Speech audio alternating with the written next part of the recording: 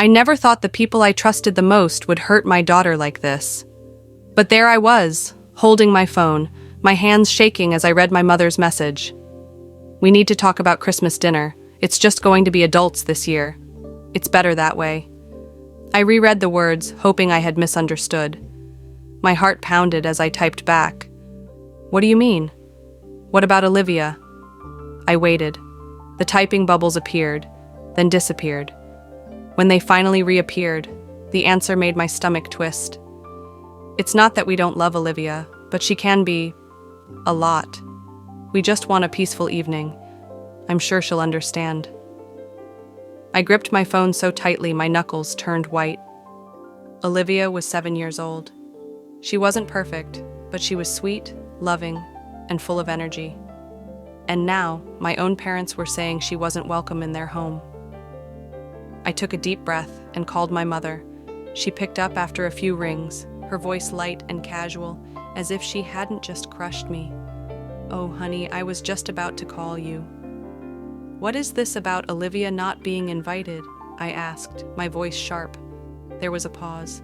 Then, in a careful tone, she said, "Sweetheart, we love her. But you know how she is. She's loud, she runs around, and honestly, we just want a quiet evening. It's nothing personal." "Nothing personal?" I repeated, my voice rising. "You invited Jason's kids, didn't you?" Another silence. My older brother, Jason, had 2 kids, both close in age to Olivia. "Well, yes, but they're different. They're more well-behaved, more polite. It's just easier." Easier. A cold knot formed in my stomach. I had known deep down that my parents favored Jason. I had seen it in 100 little ways. How they fawned over his children, how they forgot Olivia's birthdays, but never missed his kids' school events. But this was the first time they weren't even hiding it. "I'm not coming," I said, my voice firm. My mother sighed as if I was the one being unreasonable. "Oh, don't be dramatic, Mia. It's just one dinner." "If my daughter isn't welcome, neither am I," I said, my hands shaking. Another pause. Then, in a clipped tone, she said, "Suit yourself." And she hung up. I stood there, staring at the screen, my chest tight. Olivia, unaware of what had just happened, was in the living room, humming to herself as she colored. My little girl. The one who adored her grandparents.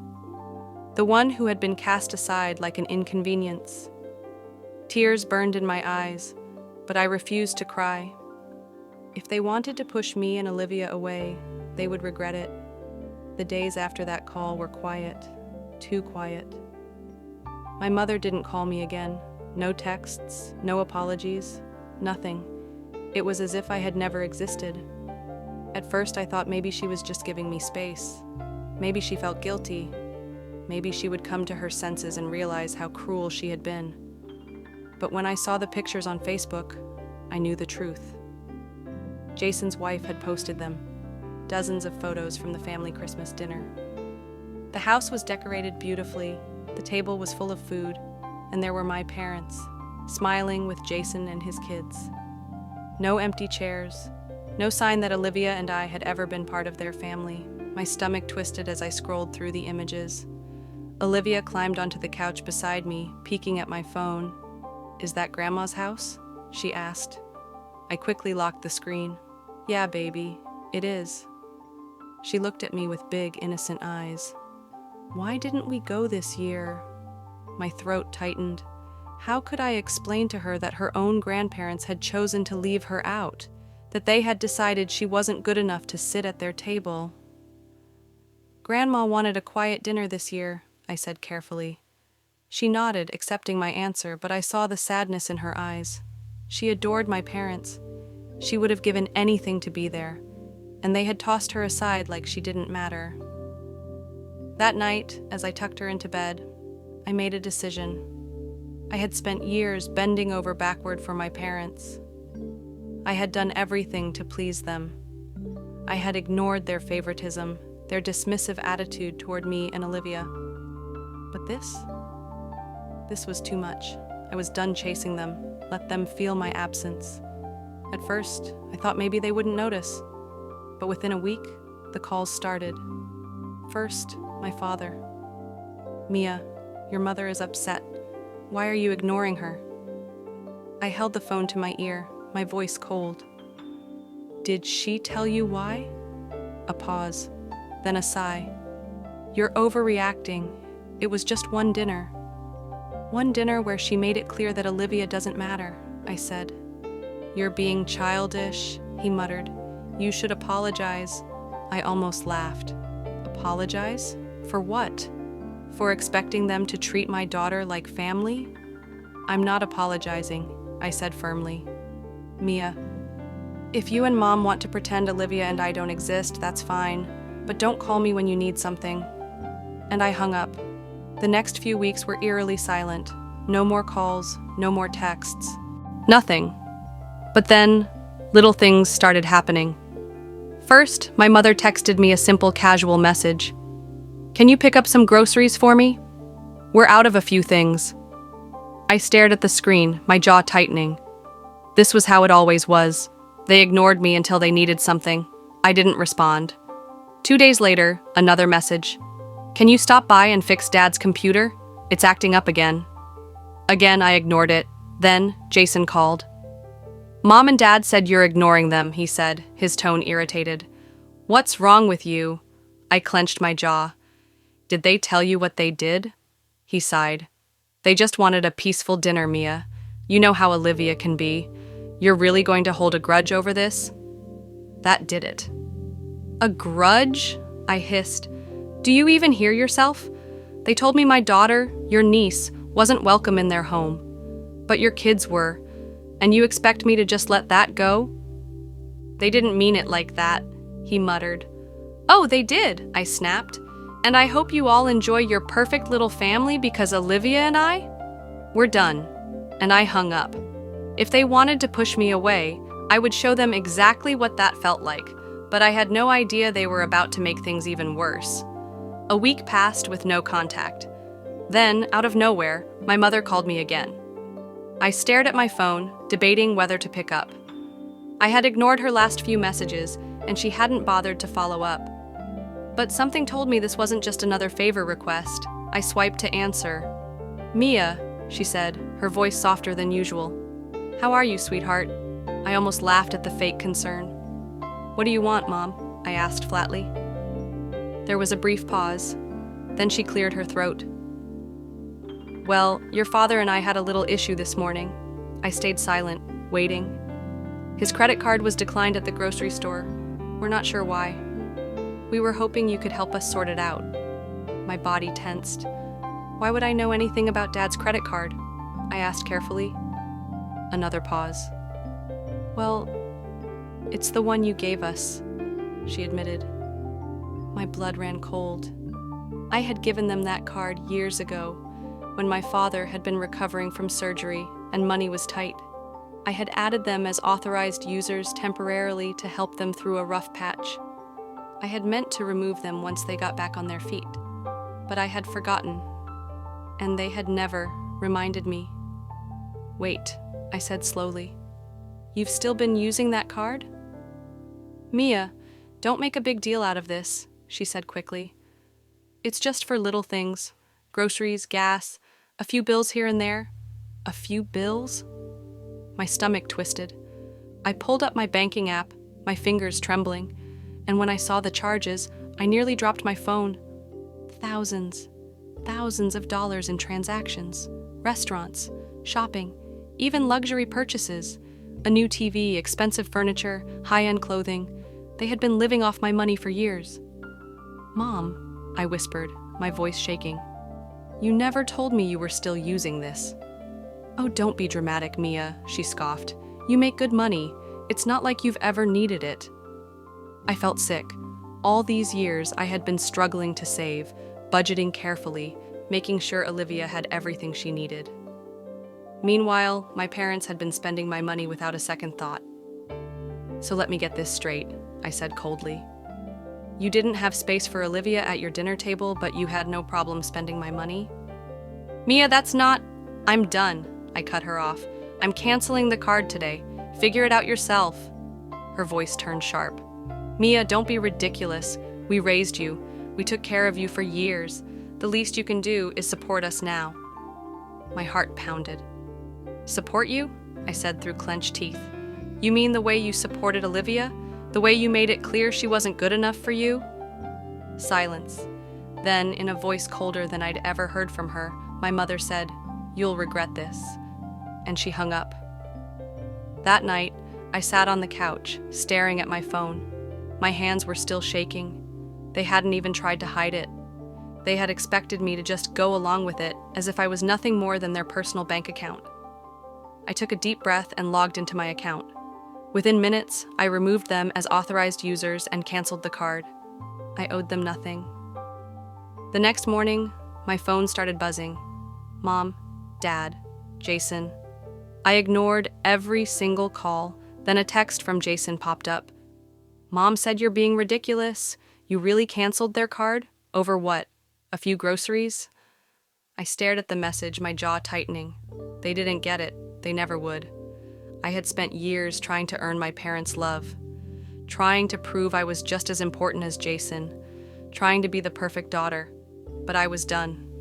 They wanted me to feel guilty. But soon, they were the ones who would regret everything. For the first time in years, I felt free. No more fake smiles, no more bending over backward to please people who had never valued me, no more financial leeching. My parents had made their choice when they cut Olivia out of the family, and now I had made mine. I blocked their numbers and focused on the people who actually mattered, Olivia and me. On Christmas Eve, Olivia and I were decorating cookies when the doorbell rang. I frowned, wiping my hands on a towel. I wasn't expecting anyone. When I opened the door, my stomach twisted. My parents were standing there, smiling like nothing had happened, and in my mother's hands was a beautifully wrapped gift. "Merry Christmas, sweetheart," she said brightly, holding the box out toward me. I didn't move. "What do you want?" I asked, my voice cold. Her smile faltered slightly, but she kept her fake cheerfulness. "We just wanted to stop by, see Olivia, and drop off her present." I glanced at my father, who was standing stiffly behind her. He hadn't said a word, but his expression was tense, like he was waiting for something. Something about the way they stood there, all dressed up, felt off. "You didn't want her at your Christmas dinner," I said slowly. "So why are you here now?" My mother let out a forced laugh. "Oh, Mia, don't be like that. It was just one dinner. We don't have to make it a big deal." My fingers curled into fists. One dinner. That's what they kept saying, as if it hadn't been a complete rejection of Olivia, as if it hadn't been a confirmation that they had never truly accepted her. And now, here they were, trying to slide back into our lives as if nothing had happened. I stepped forward slightly, lowering my voice. "You're not here for Olivia," I said quietly. "You're here because I cut you off." My mother's smile froze and my father shifted uncomfortably. That was it. They weren't here because they missed us. They weren't here because they had realized their mistake.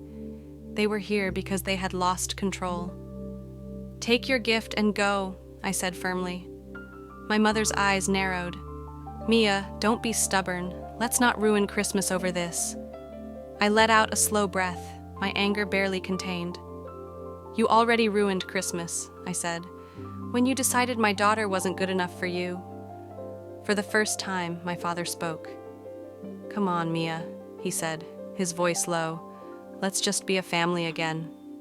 I stared at him, my chest tightening. "We're not a family," I said quietly. "Families don't treat each other like this." His jaw clenched. My mother's lips pressed into a thin line. She let out a sharp breath, her fake warmth completely gone. "You're really doing this?" she asked coldly. I didn't flinch. "I already did," I said. And then, before they could say another word, I shut the door in their faces. That night, Olivia and I had the best Christmas ever. She giggled as she unwrapped her presents, her little hands covered in frosting from our cookie decorating. We drank hot cocoa, watched Christmas movies, and cuddled on the couch. And for the first time in years, I didn't feel like I had to prove anything. I wasn't walking on eggshells. I wasn't begging for love. I was free. But my parents weren't done yet, because their next move? It was something I would never forgive. For a few weeks, everything was quiet, too quiet, no calls, no texts, no sudden visits. It was like my parents had finally accepted that I was done with them. I should have known better, because when their next move came, it wasn't a desperate phone call. It was a legal letter in my mailbox. I found it on a cold January morning, buried between my bills and junk mail. When I saw my parents' names listed as the senders, my stomach twisted. I ripped open the envelope and scanned the first few lines. And when I understood what I was looking at, my blood ran cold. They were suing me for financial reimbursement for my upbringing.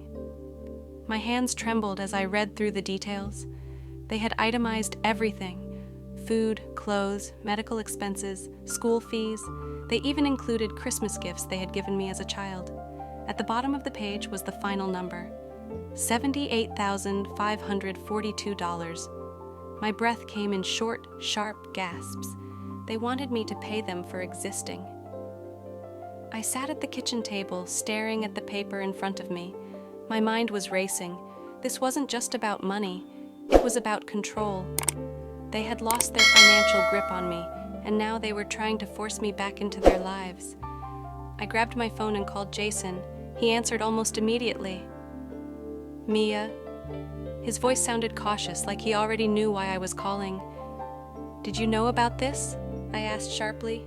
Silence. Then a sigh. "Mom and Dad they feel hurt, Mia. They think you abandoned them." "So they're trying to legally extort me?" I snapped. "It's not like that," he muttered. They want to be compensated for everything they've done for you." I laughed bitterly. "You mean the way they excluded my daughter? The way they stole from me for years? The way they treated you like their golden child while I was nothing but their backup plan?" "Mia, come on." "No," I cut him off. "Tell them they can take me to court. Let's see how a judge reacts when I show proof ears. The way they treated you like their golden child while I was nothing but their backup plan?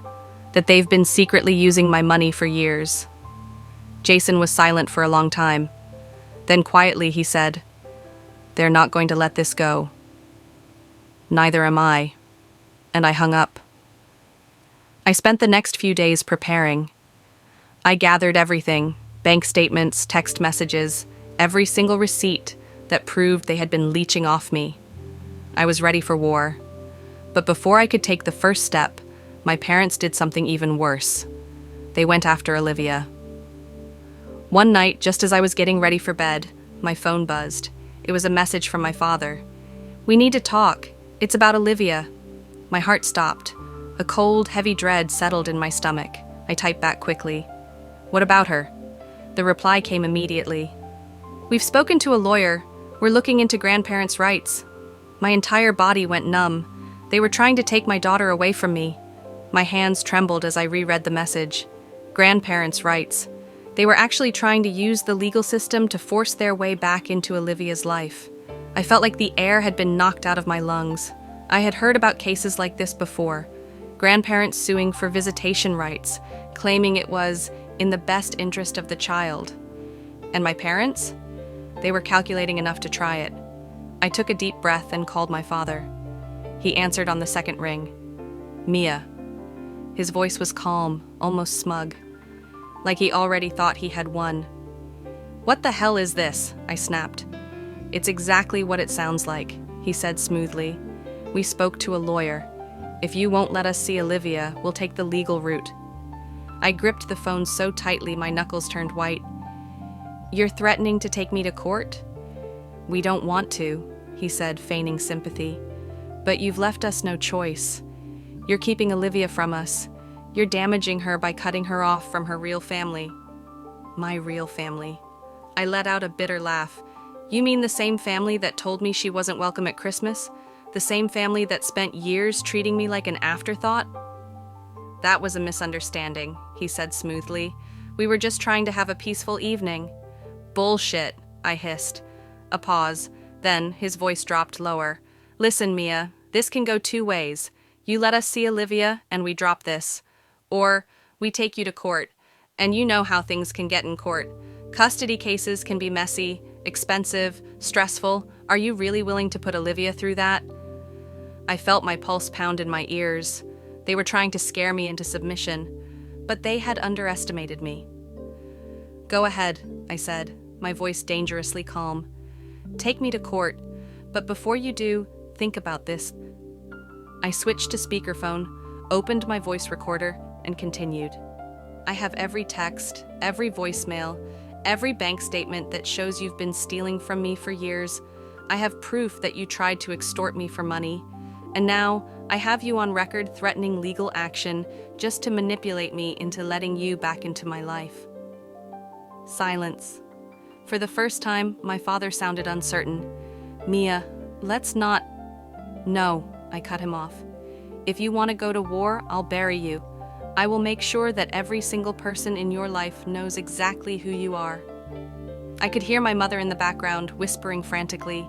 Then my father let out a sharp breath. You're being unreasonable, he muttered. I smirked. No, Dad. I'm finally being smart. And with that, I ended the call. I waited. Days passed, then a week. No legal notices, no follow-up threats. They had backed down because they knew I was willing to destroy them. For the first time in my life, I felt completely free. But my parents weren't done yet. Because now, they were about to pull their most desperate stunt yet. For a while, everything was quiet. No more calls, no more threats, no more desperate attempts to manipulate me. I should have felt relieved, but I knew my parents. They didn't give up. They just waited for the right moment to strike. And they did. It happened on a Friday afternoon. I had just picked Olivia up from school. She was in the back seat, happily chatting about her day, when my phone buzzed with a notification. An email from my parents' lawyer. I swiped to open it, my stomach tightening. And when I read the subject line, my blood ran cold. Emergency power of attorney consideration for Olivia Reynolds. I pulled over, my hands shaking as I scanned the message. My parents had filed a legal request to gain partial decision-making rights over Olivia. They were trying to take control of my daughter's future. I couldn't breathe. Olivia's voice was soft from the back seat. Mommy? What's wrong? I forced a smile, swallowing the rage burning in my throat. Nothing, baby. Everything's okay. But it wasn't. I had to stop this. The next morning, I stormed into the lawyer's office. The receptionist barely had time to greet me before I slammed the printed email onto the desk. I need to see someone, now. Within minutes, I was sitting across from an attorney, my hands clenched into fists. My parents are trying to get legal control over my daughter, I said through gritted teeth. What can I do to make sure they never go near her again? For the next hour, we went over everything. The lawyer explained that grandparents had little legal standing, but my parents were clever. They were trying to make a case that I was mentally unfit to raise Olivia. They had fabricated complaints, claiming I was unstable, emotionally erratic, and financially irresponsible. They were building a case against me, and I had to destroy it before it even started. I took a deep breath and laid everything on the table. All of it. The bank records proving they had been secretly using my money for years. The text messages where they admitted to cutting Olivia out of family events. The voicemails where they threatened to take me to court unless I let them back into our lives. The lawyer's eyes narrowed. This is more than enough to shut them down, he said. Not only can we block them from making any future legal claims, but you can also file a restraining order if you choose. My heart pounded. You mean I can make sure they never see Olivia again? Yes, he said. If we act now. I exhaled, my entire body trembling. Do it. That evening, I sat on my couch staring at my phone. I had a decision to make. I could call my parents, tell them exactly what I had done, or I could let them find out the hard way. I thought about everything they had done, the years of neglect, the way they had treated me like an afterthought. The way they had tossed Olivia aside like she was nothing. They had never truly loved us. They had only ever wanted control. And now they had lost it forever. The next morning, my lawyer filed everything. By the end of the week, my parents received the notice. I didn't hear from them, not a single call, not a single message, because they knew they had lost me forever. But I wasn't finished yet, because there was still one last thing I needed to do. For the first time in my life, I had all the power. My parents had tried everything, manipulation, threats, even legal action, to control me, to force their way back into my life. And now, they had nothing left. But before I could truly move on, there was one last thing I needed to do. I needed to end this in person. I drove to my parents' house on a cold Sunday afternoon. The house looked the same, too perfect, too polished, like nothing had changed, but everything had. I walked up to the front door and knocked. A few moments later, my mother opened it. When she saw me, her expression darkened. "Mia," she said coolly. No fake warmth, no forced smiles. She knew why I was here. "I'm not here to talk," I said firmly. "I'm here to tell you that this is over." She crossed her arms. "You're overreacting." I laughed coldly. "You tried to take legal control over my daughter. You lied to the courts. You stole from me for years. And you still think I should just let this go?" My father appeared in the doorway, his face hard and unreadable. "You're making a mistake, Mia," he said, his voice low. I took a step closer. "No, Dad. The mistake was ever trusting you. The mistake was letting you think you could control me." They stared at me silent. They had nothing left to say. "I want you both to understand something," I continued. "You are never seeing Olivia again. You will never manipulate me again. You are done." My mother's eyes flashed with anger. "You think you're better than us?" she hissed. "No," I said softly. "I'm just free." Then, before they could say another word, I turned and walked away. And this time, they didn't try to stop me. That night, I slept better than I had in years. No more guilt, no more fear. I had closed the door on my past. Now it was time to build a future where Olivia and I were finally safe. But my parents had one last trick up their sleeve.